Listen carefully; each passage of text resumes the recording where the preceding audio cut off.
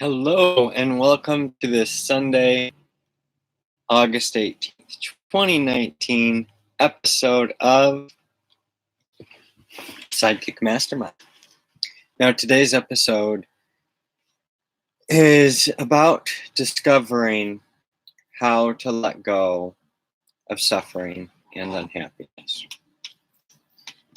Now, what makes me an expert in this? What makes me someone that can talk about such a thing? Well, in 2012, I stood on the Golden Gate Bridge because I wanted to commit suicide. And that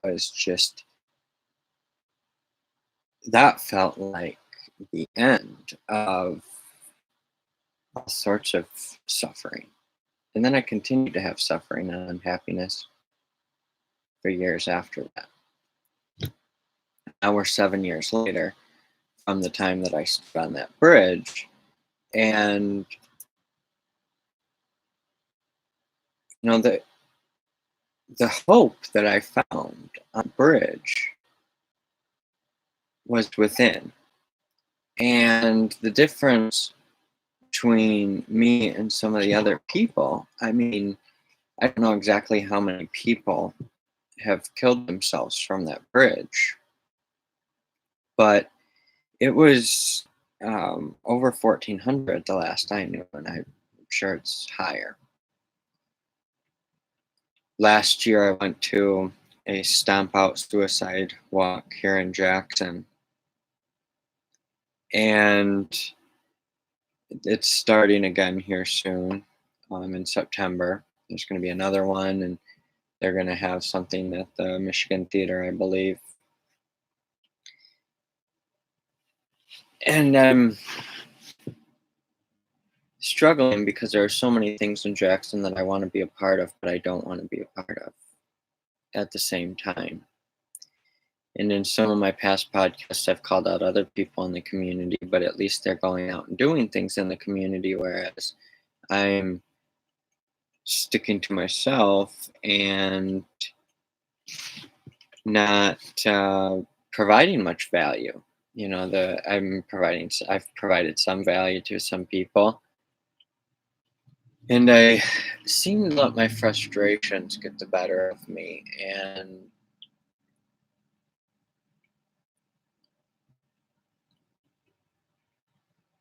I haven't been good at business. I haven't been successful at business other than when I ran my computer repair business, and I didn't really want to do that.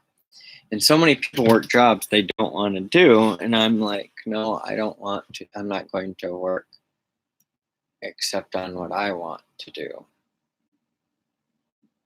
And while it's going the extra mile for society, it's not going the extra mile for the people that need it most. And then I've battled with myself, like, okay, I put this on hold so that I can help these people. And then everyone has limitations. And then as we see those limitations in people, we begin to have lost faith in them. And it's like, you can have everything right in front of you and still be unhappy and still be suffering. You can have all the opportunity. You can have the food, you can have the shelter, you can have the transportation, you can have the opportunity, you can be living, you can be working, you can be playing, you can be loving, you can be learning, and you can be paying it forward. But, well, you can be doing the motions of those, but not actually be successful in those and still be suffering with unhappiness. And a year ago, I was in the hospital this day.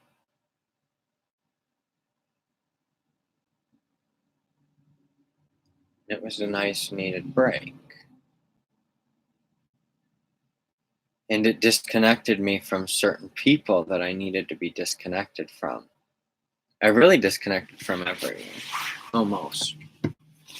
Except from a very, very I mean, there were like two people that I communicated with consistently in the real world, and then two other people that I communicated with virtually over phone and through the internet. Um, so, I mean, five people, yeah, I could say that there were five people, less than five people, if you, I mean, including me, five people that I had. I had a couple other interactions, I guess, short term interactions, but I mostly kept to myself and then helped one friend and then worked to help some other people. And I haven't been as successful as I would like to be. And I continue to be held back, not just by limits on resources, but lack of resourcefulness. And there's a constant pulling because I want to help others and I need to focus on my own. And I look at everyone else's dreams and visions. There's only one other person, one other individual that I've specifically talked to that I was like, maybe their vision includes mine. Now, there's a chance that it doesn't, that they are crazy, which you may think I am. I think that there's that fine line where some people will go crazy on this ambitious path. Me, I've my life has led me to this, and I'm not saying that this is divine because I think that everyone feels that. That's the thing. It's like people take DMT and then they, see the whole universe. And that's not what happened to me. But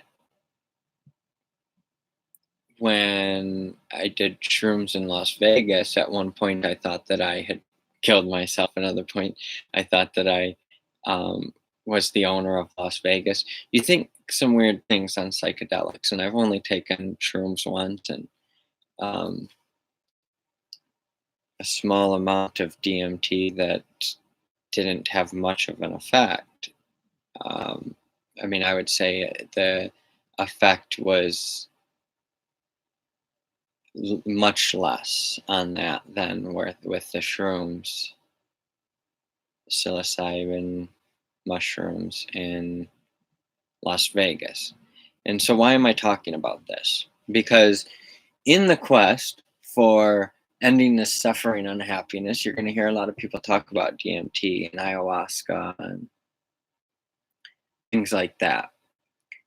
And there are brews and there are things that you can smoke, there are things that you can eat.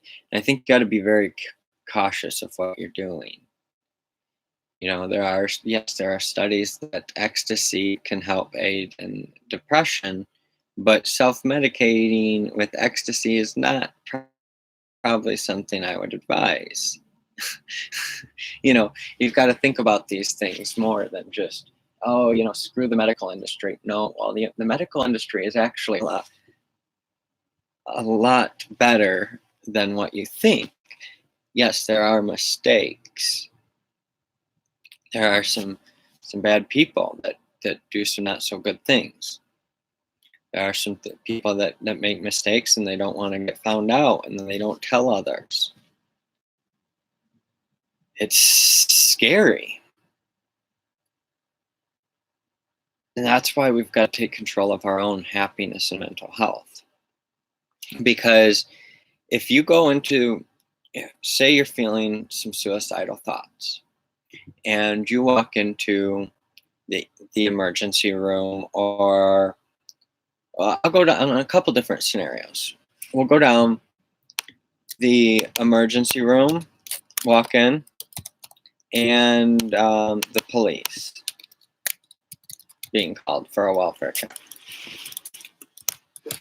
So if you walk into the emergency room, you walk in and say, I'm feeling some suicidal thoughts, and I need to protect myself from myself. I need some help.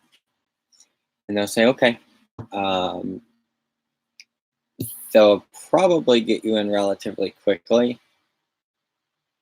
I think that you get in relatively quickly that way. Maybe not. It's hard telling. Um, but if you're calm and cool and collected, you'll sit there, and when they're ready for you, you'll go on back. Depends on the emergency room too. I actually happen to have a very good emergency room in my community, and I've heard a lot of people. I've heard a lot of horror stories. I actually think I probably have one of the best mental health units in the country. Sadly, I may be wrong, but they seem to think so. Some of them. It's very interesting because soon they're all going to be equal. There's not going to be better or worse because there's going to be unification, and the information is going to be out there. Not unification of people, but unification of information and access to it. So walking, going into the psych ward, your experiences are going to be mixed. And if you walk into the emergency room, you could spend a lot of time in the emergency room. You could spend days, I think. Generally, I think they like to get you up there within 6 to 12 hours. And that's what I've waited many times, 6 to 12 hours. There have been 2 occasions where it was full, and I stayed in emergency for a while and then was transferred one time to another city, and then another time I was transferred to a place where I could basically walk out if I wanted to, but they would call the cops on you. It was like a halfway hospital type thing. Walking into the emergency room is probably cheaper than if there's a welfare check done, because sometimes they'll have an ambulance ride, and then you can get charged for the ambulance, and then you have more suffering, more unhappiness. If you have, Medicaid, it'll cover all of it, here in America. But it's like Medicaid. If you're poor, you can get Medicaid, but you can't leave that poverty area, because as you grow, then it's like you start losing. And people are like, why would I work harder to get less? It doesn't make any sense. Now, Medicaid kind of sucks because there are certain people that won't take it, and you can wait a long time for things. The hospital is a lot faster. If you're really suffering and struggling, the hospital can protect you for a short term, but ultimately you're much better off going on a camping trip, in all honesty. You could literally live at a campground and buy a camper for a year for less than, not a brand new camper, it'd have to be a used camper, but you could do all that for less than the cost of a psych ward visit, a 2-week psych ward visit, at least here in Jackson. So if you don't have insurance, that's going to cause a lot more suffering. Now, if you have a welfare check and you don't cooperate, walking into the emergency is one thing, but having a welfare check done that's kind of against your will, if you don't want to go to the hospital, the police are going to make you almost every time. It's very difficult to talk the police out of it. If you actually told someone something, like you were feeling depressed and suicidal, if you told someone that and they called the police, The police are going to get you to the psych ward for a mental to the emergency room or some other similar situation for an evaluation.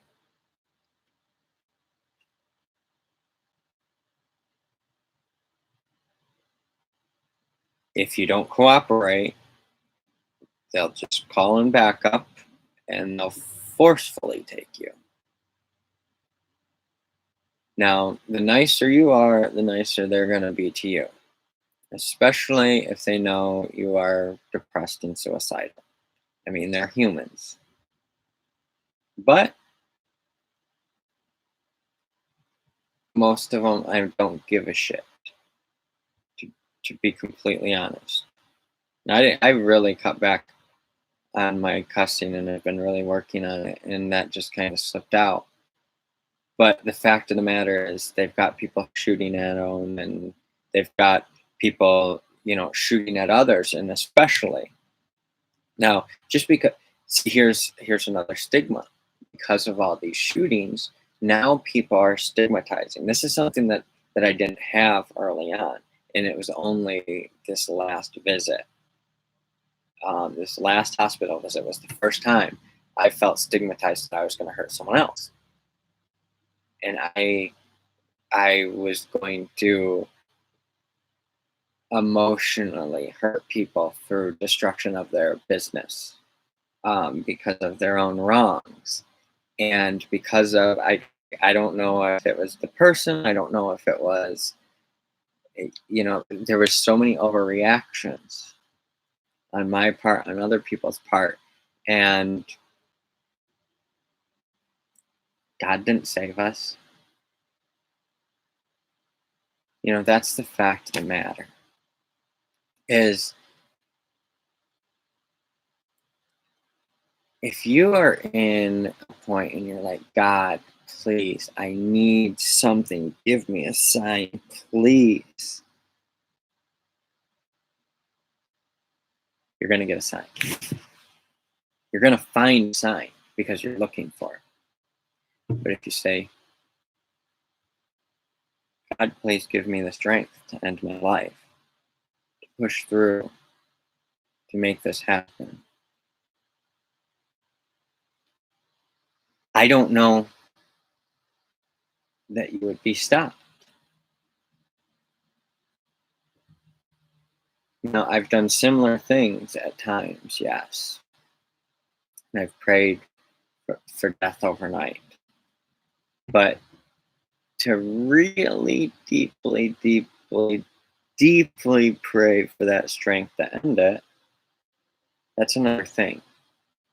And I'm not saying there is no God, but I am saying that there are a lot of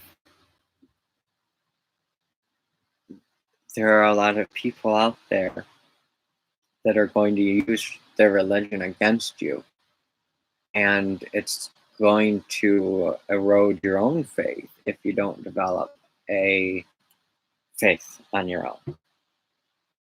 And that faith is something you have to create. Now, that doesn't mean that it doesn't exist outside of you. I'm not saying that. But what I am saying is you have to create it. You have to decide on it. And if you don't decide on that faith, and if you don't decide on that hope,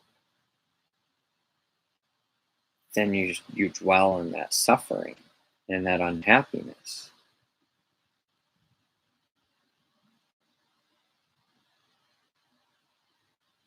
I spent a lot of years, and it's like, now that I'm ending this year, I have 2 PPOs against me, personal protection orders, because of this instance. That's never happened like that. Now, I have told people that, look, I am going to expose you on social media and obliterate your reputation if you don't make changes. And I don't know that I was the person to be doing that. It's not on us to judge others, and that's the thing. I think that a lot of it is we're judging others, and we're judging ourselves And then we're judging others just as harshly, um, or close to it. So then we don't want to be around anyone. And part of it is because we know we need to work on ourselves. We know we need to improve ourselves. And then the other part of it feels hopeless because we have this constant, we don't even have the time to breathe and get our head above water because it's just more water flooding in, trying to drown us, trying to take us down. And that's where religion really comes easily into play. And it's so easy to get wrapped up into any sort of religion, cult, that kind of thing, because people are looking for it. They're looking for that hope. They're just trying to find a little bit more hope to get through another day. And I'm speaking from a lot of personal experience. This is probably the thing I have the most authority on. I've been to the psych ward uh, 9 or 10 times, and I've been to 3 different ones. The first one was when I was 16. But that was half of my life ago, and it's taken that time. That was when I first started. That was finally when I was like, okay, yep, I need help because I don't want to be here. I really do not want to be here on this planet, in this world, in this life, this body. So I started therapy and stuff like that, and we can't blame our parents because our parents really don't know, and our step parents and things like that. But adults make a lot of stupid decisions. And now that I am, twice my age at that time, 16, now 32, it's like, okay, I get it. I understand why I thought that people were such idiots. Because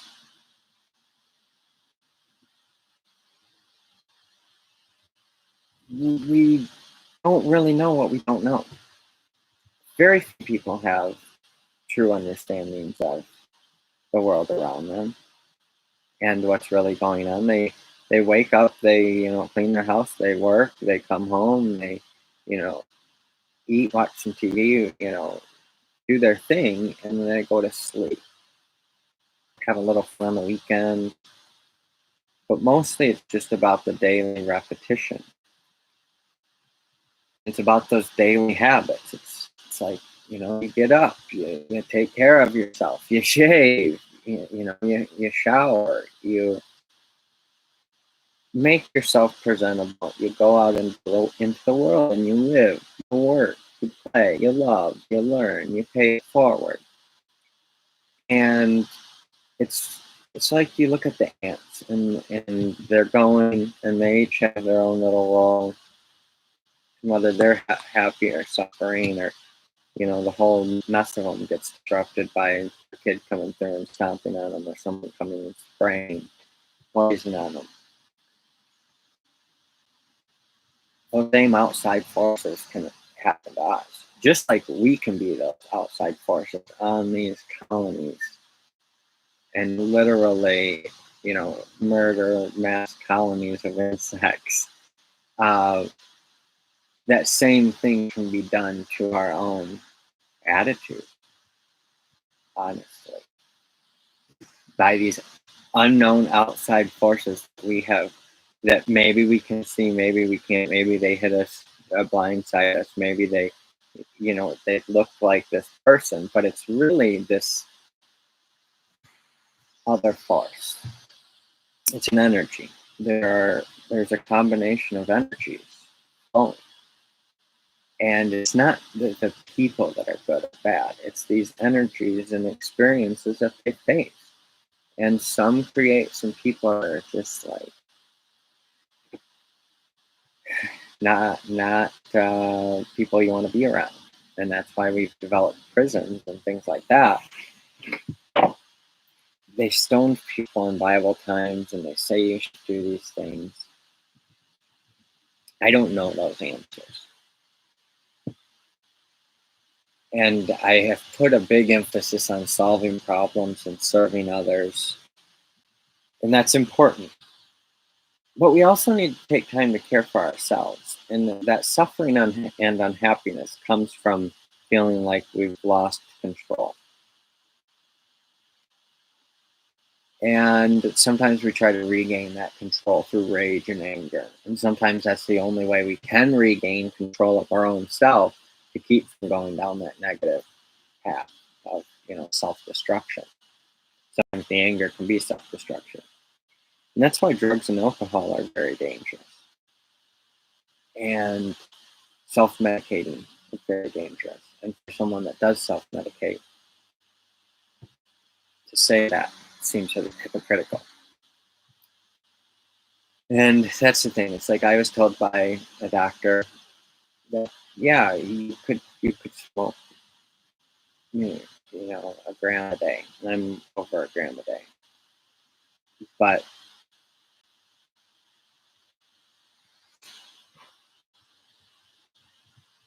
these doctors will prescribe Adderall, which is an amphetamine, and they'll prescribe these other things.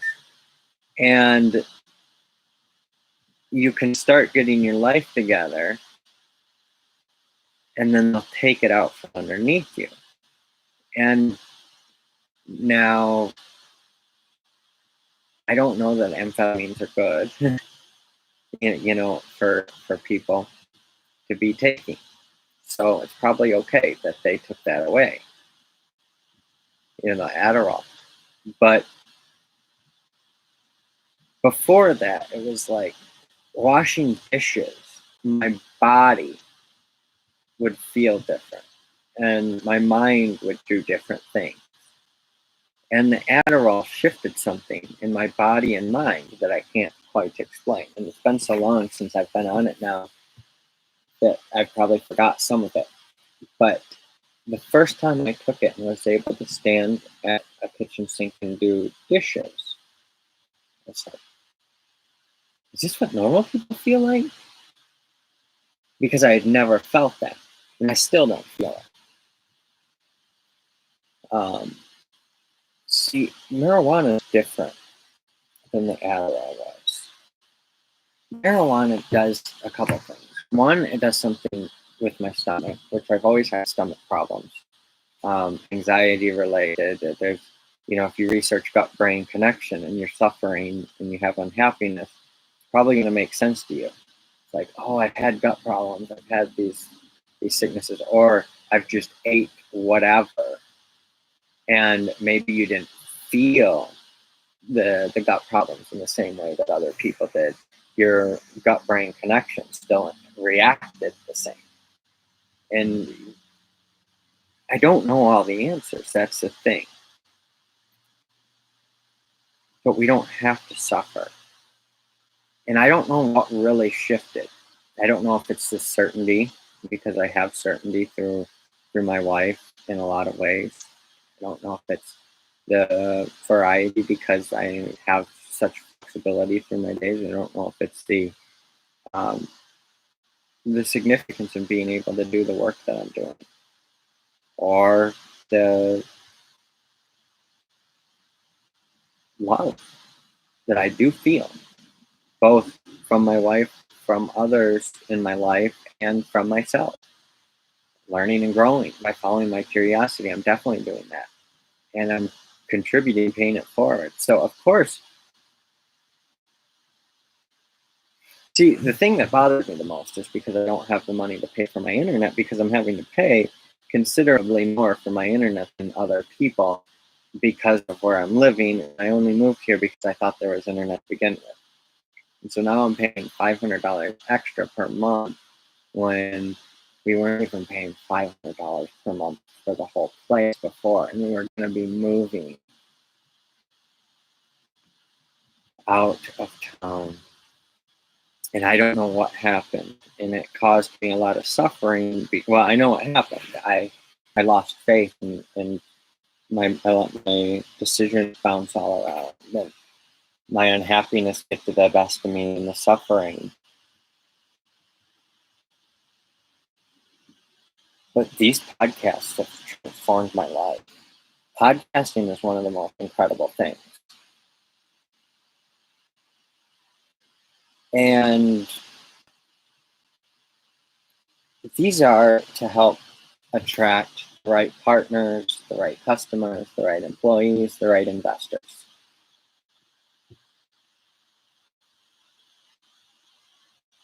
Some people are just going to be partners in working together, not necessarily that they're going to bring,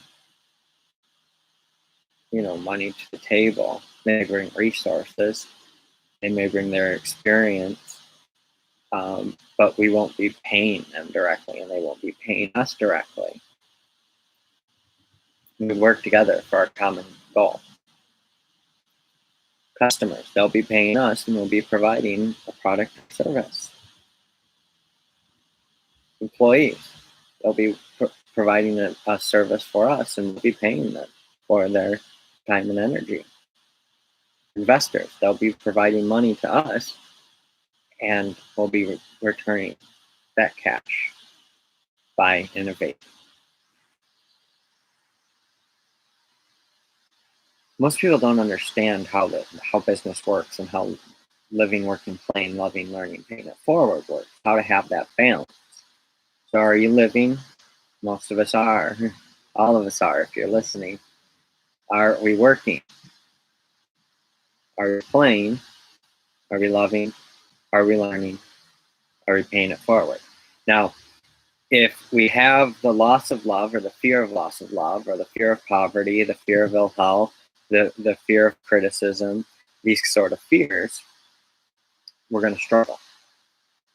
That's why I've created these podcasts like I've done, because I want to help end the suffering with people, help people understand that they can take control of their lives. And every day, it's like each day things happen, and I'm just like, why is this happening to me right now? And, I get those pits to my stomach, and it's just like, this is overwhelming. But the momentum and the habits it's like, just keep going. You've got people that love you. We don't have the right to take this life, because we didn't really create it. What we can create is this experience. And we either create a good or a not good experience for others through our decisions and actions. And this whole human experience is something that we've all just kind of been handed. So we've got to make the best of it together. And there is a lot of unhappiness. There is a lot of suffering, but there is a lot of good. There is a lot of happiness. There is a lot of people coming together. There are a lot of people working together to actually improve lives and make the world a better place. And the way you make the world a better place is by, making your world a better place, designing what you want to live, work, play, love, learn, and pay it forward. Thank you for another episode of Sidekick Mastermind. If you want to learn more about what we are working on, go to inspirelansing.com. That's inspirelansing.com. Have a great day.